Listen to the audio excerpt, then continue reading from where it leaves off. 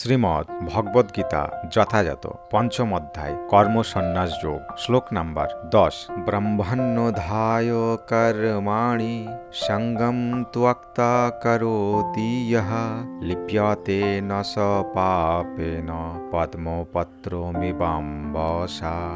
শব্দার্থ: ব্রহ্মাণী পরমেশ্বর ভগবানকে অধ্যয়ন সমর্পণ করে, কর্মাণি সমস্ত কর্ম, সঙ্গম আসক্তি, ত্যাক্ত ত্যাগ করে, কারোতি অনুষ্ঠান করেন, যিনি লিপ্যতে প্রভাবিত হন, না স তিনি, পাপেন পাপের দ্বারা, পদ্মপত্রম পদ্মপাতা, ইব মত, অম্বসা জল দ্বারা। অনুবাদ: যিনি সমস্ত কর্মের ফল পরমেশ্বর ভগবানকে অর্পণ করে অনাসক্ত হয়ে কর্ম করেন, কোনো পাপ তাকে কখনো স্পর্শ করতে পারে না, ঠিক যেমন জল পদ্মপাতাকে স্পর্শ করতে পারে না। তাৎপর্য: এখানে ব্রহ্মাণী শব্দটির অর্থ হচ্ছে কৃষ্ণ ভাবনাময়।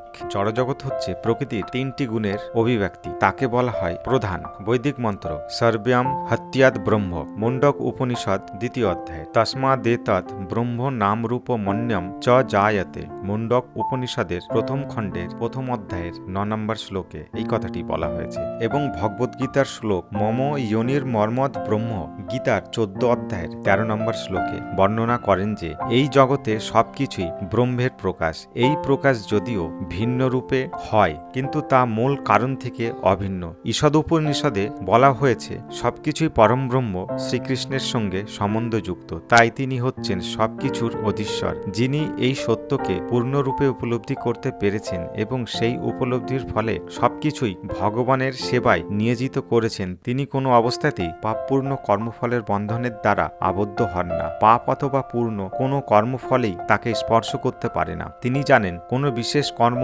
সাধন করার জন্যেই ভগবান তাকে তার জড় শরীরটি দান করেছেন, তাই ভগবানের সেবাতেই তিনি সেটি নিয়োজিত করেন। তখন তা সব রকম কুলস থেকে মুক্ত। ঠিক যেমন জলে থাকলেও পদ্ম পাতাকে জল কখনো স্পর্শ করতে পারে না। গীতাতেও 3য় অধ্যায়ের 30 নম্বর শ্লোকে ভগবান বলেছেন মহি সর্বাণি কর্মাণি সম্ন্যাস্য, সমস্ত কর্ম আমার শ্রীকৃষ্ণের কাছে সমর্পণ করো। সিদ্ধান্ত হচ্ছে যে জীব কৃষ্ণ ভাবনা শূন্য, তার দেহ ও ইন্দ্রিয়কে তার স্বরূপ মনে করে সে কর্ম করে, কিন্তু যিনি কৃষ্ণ ভাবনাময় তিনি জানেন তার দেহটি শ্রীকৃষ্ণের সম্পত্তি, তাই তিনি তা সর্বতোভাবে ভগবানের সেবায় নিয়োজিত করেন।